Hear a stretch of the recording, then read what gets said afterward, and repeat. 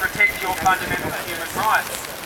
And instead, because Julian Assange had the temerity to offend some very powerful people and to expose what's been going on behind closed doors at the highest levels of government and confirm for many of us what we feared to be the truth about the way that governments relate to their people. He hasn't had the foreign minister jumping on a plane and flying across countries to help him.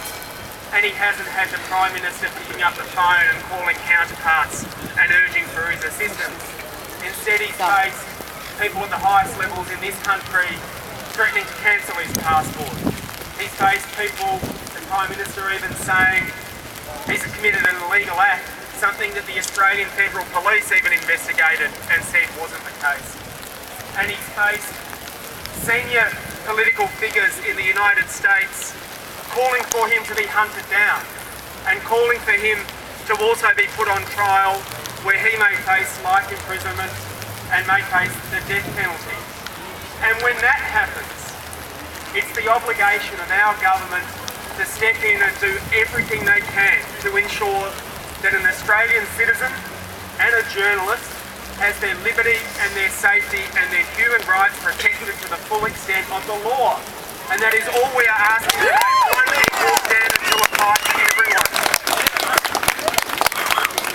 Now, there are claims that Julian Assange has to meet, claims that are made against him in Sweden, but it's worth noting that for all the time he's been under house arrest in the United Kingdom, he has offered to have the Swedish prosecutors come over and question him and said he would fully comply with that investigation. And instead the prosecutors have declined that. And you have to wonder why, and you have to wonder whether what is being planned is for him to be taken to the United States. And that is where the government here in Australia has fallen short again. It is not good enough to simply say, we've got no information from the United States government. No.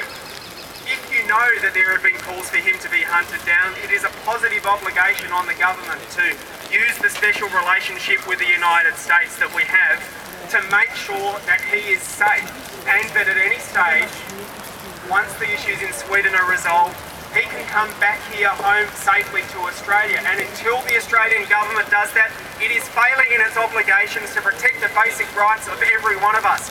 And any one of us, anyone else who has the temerity to challenge powerful people could find themselves being next. And that is why it is important that every single one of us stand up and continue to stand up for Julian Assange.